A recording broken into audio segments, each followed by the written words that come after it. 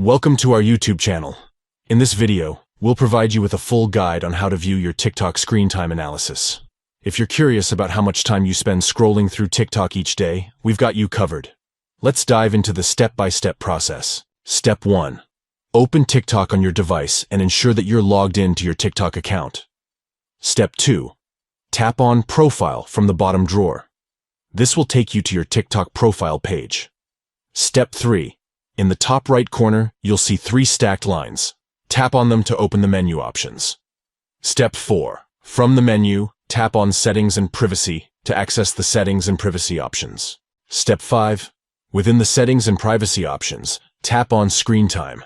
This is where you can view the analysis of how much time you spend scrolling through TikTok each day.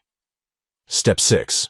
Scroll down on the Screen Time page to view the analysis, which will provide you with insights into your TikTok usage. By following these simple steps, you can easily view your TikTok screen time analysis and gain a better understanding of your daily scrolling habits. Thank you for watching and enjoy gaining insights into your TikTok usage.